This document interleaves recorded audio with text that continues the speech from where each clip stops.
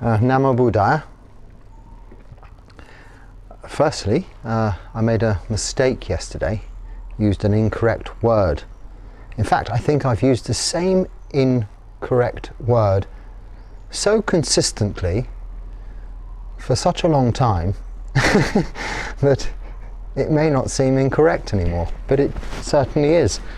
The word was ferrous, and it came in the part about, I don't know where it is in the video, I saw it by chance actually, or I was thinking about it and I thought, did I say that? Looked it up and I found it on the video. It's where I'm discussing the elements, our physical elements of earth, water, wind, fire, and referring to the earth as a solid element, water as liquid, and air as gas, not to be confused with space, because that's the fifth element in Buddhism. And then for fire, I used the word ferrous. Why? I think there was a lyric in a song once that said, around the ferrous sun, and I took it to mean hot and burning. It means iron, things with iron content. So my mistake, and apologies for that, you're either very polite or nobody noticed it or nobody watches the videos that far. I think probably the latter. So I got away with it, but of course I didn't get away with it because I know I made a mistake, and I think I know I've consistently used that word to describe things that are on fire for a long time. And for some reason yesterday I took the decision to Google the word to find out that it means containing iron, which I also knew from school, from chemistry and such like. It was how it became, purely from the lyric of a song, became to me to signify fire. Unfortunately, there's not a good word. You have solidity, liquidity, gaseous. What word can you use to describe combustible, combustion, combusting, burning?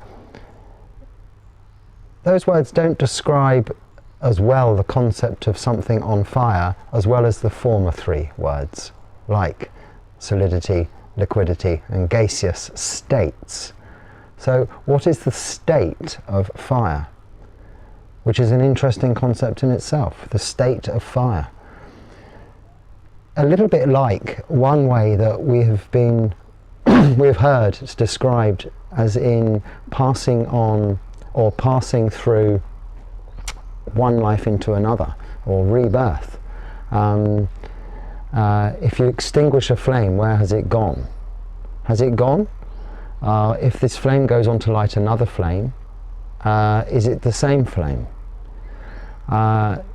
This is as much a good analogy to describe the state of being and rebirth as many other things. The broom, which is behind the camera here, not quite with the Thai brooms, but our English brooms have a usable end, a head and a handle. And in an old comedy show, someone said they had a broom for 50 years, the same broom. And one person said, that can't be. He said, yes, it's had many new heads, tops, and then when the head wears out, I get a new one. And then when the handle wears out, I get a new handle. But to this man, it was the same broom, like us, like ourselves. And in my talk yesterday about dying, death and grief, I perhaps a little overcomplicated it. Not so much overcomplicated it, but encouraged you to think too deeply into it. One comment I had from Kanad, and I don't know if I'm pronouncing that right, was a very nice comment saying that he appreciated the talk about death and grief, and then explaining there are so many unanswerable questions and life is so complex. Yes, it is, but complexity is much of our own making. The key is to not think too much, because what we aim to do is just to know what we can see, hear, smell, taste, touch, and how our thoughts are arising and passing away, and what they're about and where they're originating from. Know this, and then be able to let go. Know and let go. Any more thinking about that tree there? This tree, I don't know if you can see this tree behind me, bamboo trees. Create these wonderful bamboo poles, which this broom handle is made of, and all sorts of uses, as I've mentioned before. But why? What's the point of it? Why does it grow there to be useful? Why does a banana grow on the tree over there to be eaten and useful? Okay, it is how we come around, how we come about, but it is an imponderable. It goes into those categories of questions, those 4 imponderable questions or unanswerable questions that the Buddha mentioned previously, of origins of the cosmos, of the universe, and how it will end, what was before and what was after. We shouldn't waste our time, unless it's for pure entertainment and enjoyment, really getting deeply involved in such subjects when the truth is there right in front of us, in the teachings of the Buddha as he describes the 4 Noble Truths and the Noble Eightfold Path as the way to understand suffering, the cause of suffering, the end of suffering, and the way to be free from suffering in this lifetime. Because after all, by answering all of these questions that we think we need to know the answers to, we think that will solve all of our problems. But it won't. It will just tie us up in knots like a Google wormhole forever and a day, trying to get to the bottom of the answer. Getting the answer at the bottom, something like that. And won't actually free us from suffering. But if we just do the practice, if we just live a good life of moral virtue, meditate, we will develop the wholesome mind states and reduce the unwholesome mind states naturally. And these answers to unanswerable questions may or may not come about as we develop our mind, as we develop wisdom through our practice. You see, we are, how do we say? We are, as I said yesterday, and I'm trying not to complicate it again further, we are building this personality, this what we call us, ourselves, out of our causes and conditions that surround us, but largely as a result of what we have experienced through seeing, hearing, smelling, tasting, touching, and thinking about previously. So say we are experiencing nice weather, comfortable climate, and we are comparing that to the last time, without even thinking about it, automatically, that we experienced nice weather and a comfortable climate and felt good. So automatically a feeling of good arises. Similarly, of bad things, bad feelings arise. And we can preempt our feeling and create our feeling with assumptions about something we see, hear, smell, taste, touch, and think about. I saw a very nice looking thing come along on the food trolley. It looked like some nice sweet cake. Very small pieces. So I thought, well, it must be a very special cake because it's cut into very small pieces. So I thought I'd just have one piece of this very small cake, and I put it on my bowl, and I thought I'll leave this till the end, because it's one of those things, you know, save the best till last. But through eating the meal, I could smell this strange smell, and anyway, at the end I thought, oh, I'm looking forward to this, and put it in my mouth. Oh, I didn't know what to do. I don't know what it was, but it was the most unpleasant taste, and not at all like its appearance. But of course I'd associated it with something I've seen before. Now, previous lives also build up tremendous experiences, as are we building up tremendous experiences for future lives ahead. We can't remember them, we don't know about them. But through our day-to-day experiences that we incur in this life, we react. And sometimes we're not looking at that reaction or trying to understand why we react that way. But if you do, and this is mindfulness, this is sati, if you do look at your reactions and look at how you react and why you act that way, you will be able to retrace it to some past experience. If not in this life, in a previous life.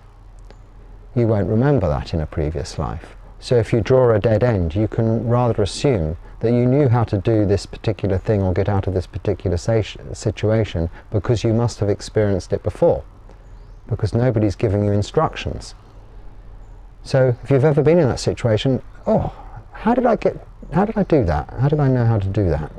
It just came automatically. Well, it didn't. It's a learnt experience. Beethoven, I think, was playing the piano beautifully at the age of 3 and composing his first compositions. These things are evident in modern day life. Little children come out with all kinds of ancient languages and even modern foreign languages. How is that? It's inexplicable. But don't get bogged down in trying to understand it. Just experience what we're seeing, hearing, smelling, tasting, touching, all of the time now. So I just have a couple of questions. So my apologies if I made it overcomplicated yesterday. I did reply to Kanad, and finally I said, look, and I think this applies to all people who are suffering with grief. The last thing your loved one wants is you to be unhappy.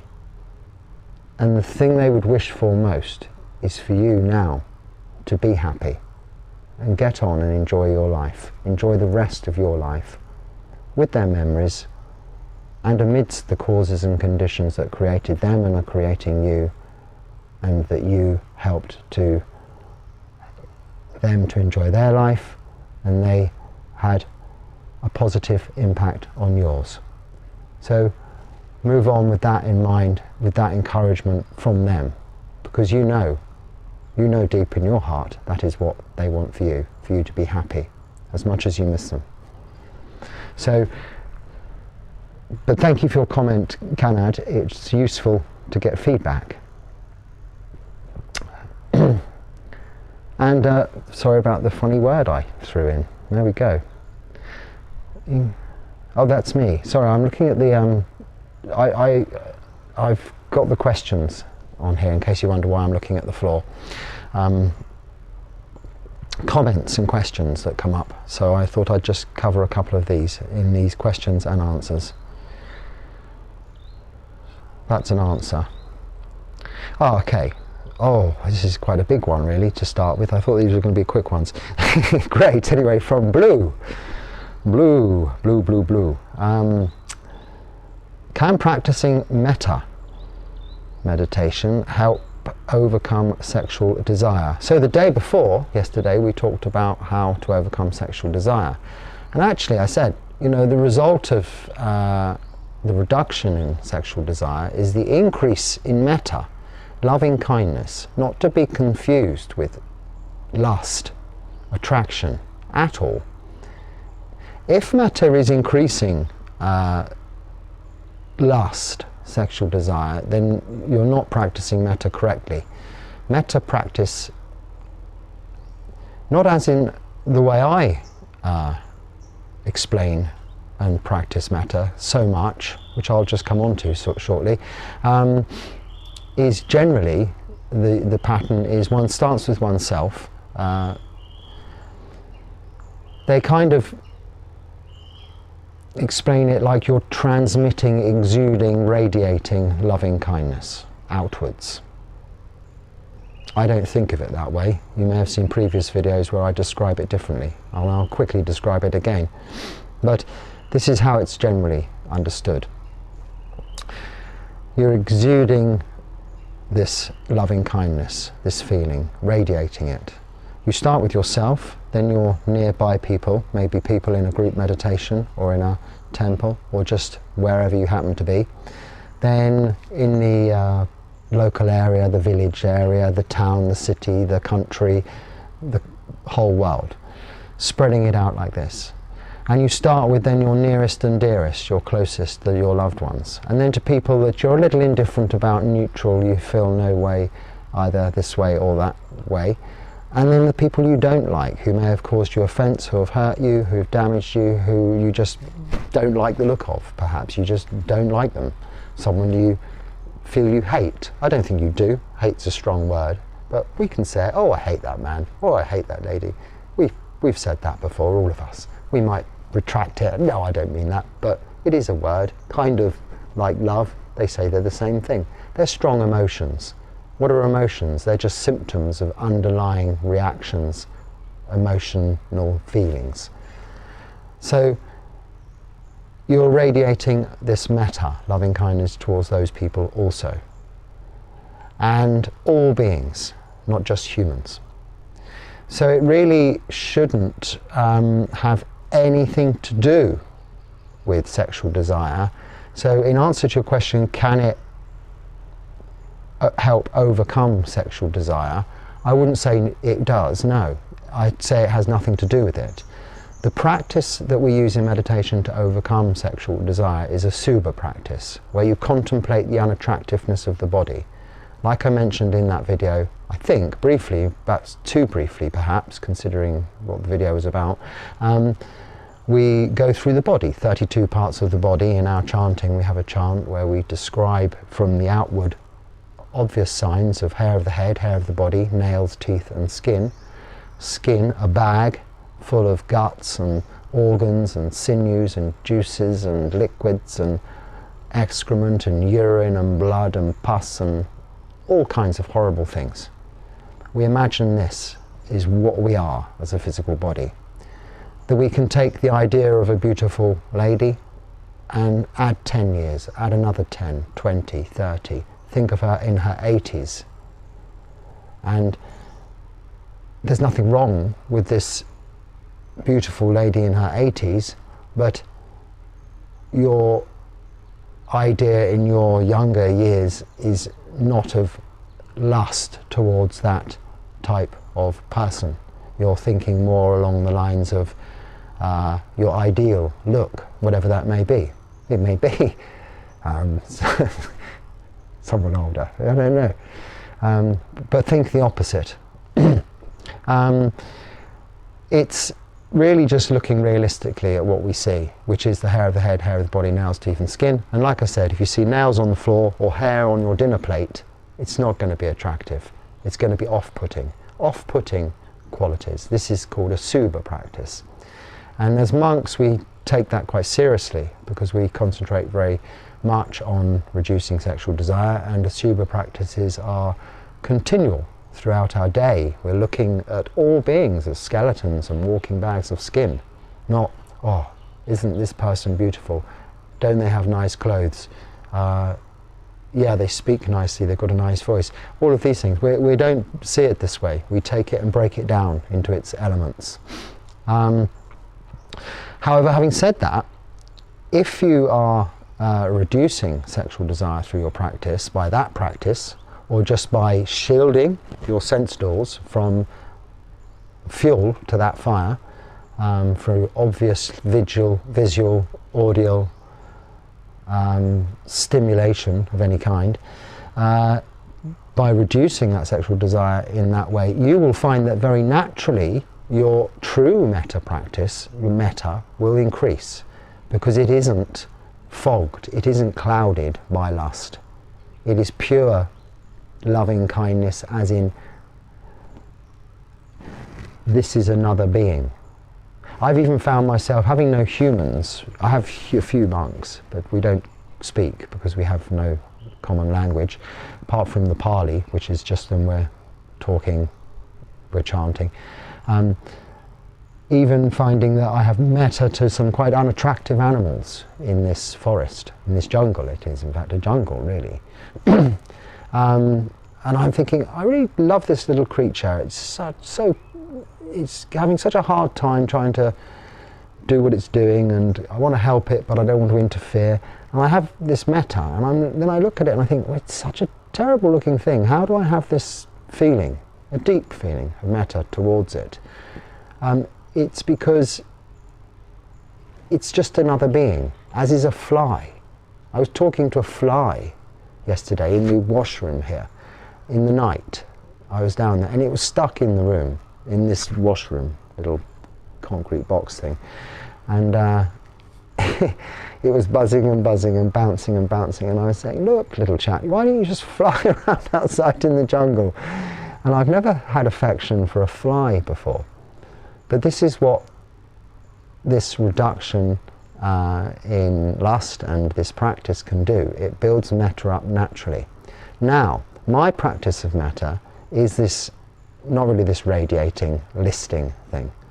I think really anything involving in meditation, when you first start meditation, yes, we kind of have body scanning, starting at the top of your head, working down your body, right down to your toenails, identifying places in your body you can feel, and then back up again. And then we may have this very intense look at the breath coming out of a certain place on the nose, in, out, in, out, in, out, for the rest of the meditation. And at the end we go through this boom, boom, boom list of metta practices, starting with yourself out to the whole beings in all of the universe. It's kind of quite formulaic and listed, isn't it? Now that is good, like riding a bicycle with stabilizers at first. But there comes a time you take the stabilizers off and you just sit and you meditate. Now I'm not saying I won't talk you through that process of meditation, but I do it in a slightly different way. It's a little bit more open, a little bit more subtle. With metta, I like to become more of an all-inclusive thing, an inclusivity of other beings. Not a radiating out, but build up the metta within yourself, but make it all-inclusive. Bring in the fly, or the ugly little creature, maybe trying to eat the fly. But know it's hungry, it needs to eat something. Let it be. And have compassion for the fly also. You know, these things naturally just occur. Now when you build this metta up in yourself, if you think of a flower is very beautiful, it maybe have some beautiful smells, and to some extent it is radiating by way of the light we see the flower with, the wave patterns and the odours of the smell. It's all wave patterns. So everything to some extent is radiating, yes. But more realistically, you see the flower, and you see the beauty in the flower. You smell the flower and you smell the beauty in the flower, because the beauty is there in the flower, the smell is there in the flower. So make the loving kindness, make the metta there in you. All beings, other beings will see it, will experience it when you meet them. I don't think all beings around the world experience you reeling off this list of loving kindness whilst you're sitting in a room somewhere far away. They're not thinking about you, they're not seeing you, they don't know you. But the man you stand next to on the bus, whether you speak or not, he will know. Subconsciously, he will sense through his past experience, through his experience in past lives, so he won't even know why he feels you're a nice person. But he will feel drawn and affectionate towards you, because you will exude metta. So, just think of all beings with loving kindness. Don't force it, it just starts to come naturally in snowballs, until soon you will be loving the flies also, and the mosquitoes, all of them, all beings. This is metta. So I hope I've answered your question, Blue. Use Asuba practices for overcoming sexual desire, not metta. And the next question, how are we for time? I didn't look, did I? I'm going to go for it anyway. From Rajiv. What do you feel, Namaste, what do you feel about a Buddhist, sorry, have I broken this? Right, so, from Rajiv. Namaste, what do you feel about a Buddhist monk following the Vajrayana path, Vajrayana path, Vajrayana path. What do I feel about a Buddhist monk following the Vajrayana path? Well, I don't know a specific Buddhist monk that I can have any feelings about, whatever he may be following, if he's following the Vajrayana path. But I think what you mean generally is, apologies if I'm wrong, but I think you're meaning usually lay people could follow the Vajrayana path also. Well, firstly, I'm not going to actually say that it's a path. Vajrayana is a school of Buddhism. We have Theravada, Mahayana, and it's actually a bit loose really this, but say we have Theravada, Mahayana, Vajrayana, Tibetan, Zen. Really Tibetan is pretty much based on Vajrayana, and Vajrayana is kind of two. It's Mahayana also, it splits into two. I think, if I'm right, loosely described as the quick path and the slower path to enlightenment. Vajrayana, I think, is the really quick path, where there are some quite stern ascetic practices and concentrated techniques to try and get you to enlightenment quickly, as practiced by Padvasamp, I can't say it, the poet in this, Milarepa, and then Padmasambhava. This is all the sort of the Himalayan traditions of, that's why it comes really under the area of Tibetan. But if I just explain how it kind of came about, well, you'll know this, Rajiv, but for reminding myself and for others, it all started in India, this Buddhism stuff, yes?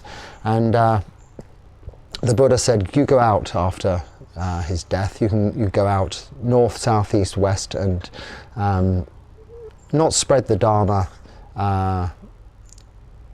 evangelically, just practice, and people will come to you, because we don't preach, monks that is. But the monks went wandering off in all these directions, and some Buddhism occurred and stayed in. It was a very Buddhist country at this time, I guess, and what happened was eventually it did die out in India, but as it progressed geographically outwards from India, it created two schools, Northern and Southern Buddhism. Southern, which is where it went down to Sri Lanka, where it was really strongly maintained and is responsible for its survival, and into Thailand, and from Thailand into Laos and Cambodia and Vietnam and so on and so forth, and then into Burma, or at the same time into Burma. This all sort of, I think, happened around the same sort of in the few hundred years that this occurred. That became the Southern School, which is Theravada, and means way of the elders. And basically is based on the original teachings of the Buddha as in the Pali Canon, and that Vinaya. As are the Northern traditions. But as the progress went north, or went through these Himalayan foothills and then up into the mountains and then over these ridges of like Everest and the Himalayas into China and so on and so forth, it encountered many other religions, as it did in these other countries, Burma, Thailand and Sri Lanka. It encountered other religions which it picked up remains of and bits of along the way, which is where they get their different styles, identities and variances in the way they practice. Now Vajrayana specifically, I don't know any actual pure Vajrayana monks or monks practicing that, or even lay people practicing that, because it's usually dressed up as something else. Mahayana, and then there was Hinayana, which is what they sometimes describe Theravada as, I think. But it's a bit of a grey area for me, maybe my ignorance, lack of understanding, but I don't have any experience to answer your question as to what do I think about a Buddhist monk following that, other than all of these schools, even Tibetan, which is quite different, the way they practice and the style and what you see, and it was what I was drawn to firstly through the obvious public image of the Dalai Lama and the beautiful colours and the temples, and we have access to it even in the UK. I was first drawn to this Tibetan Buddhism. But it's very different. but the underlying core teachings of the Buddha are still there, the Four Noble Truths and the Noble Eightfold Path, and that is the path. So whether a Buddhist is a Zen, Mahayana, Tibetan, Vajrayana or Theravada, he's following the same Noble Eightfold Path. Because even if you believe in sitting in an iced cave at the top of a mountain for 30 years, holding your breath with one arm in the air, as long as you're doing that in accordance with the Noble Eightfold Path, that's okay. It's just additional stuff that's been added on. I'm not just making that whole thing up there, but the point being, Buddhist is that, the understanding of the teachings of the Buddha. And the teachings of the Buddha are simple: suffering, the end of suffering, and made easy to understand with the Four Noble Truths of suffering, cause of suffering, and that there is an end of suffering, and that path leading to the end of suffering, the Noble Eightfold Path. So maybe I waffled on a bit there, Rajiv, but I did think I had something else there, another question.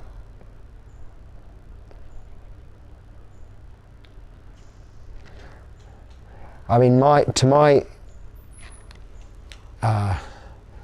would, if you were really literally saying, what do I feel about a Buddhist monk following the Vajrayana path? Well, I'd say the only one I specifically know much about would be His Holiness the Dalai Lama, and I think he's a great example to the world of compassion, peace, love. Well, let's say the four Brahma Viharas, which is Mettā, loving kindness, yes? Compassion, or Karuna, which is compassion, Mudita, which is empathetic, sympathetic joy, joy of other people having joy, and equanimity. Upekkha is the Pali word, which is equanimity, equanimous.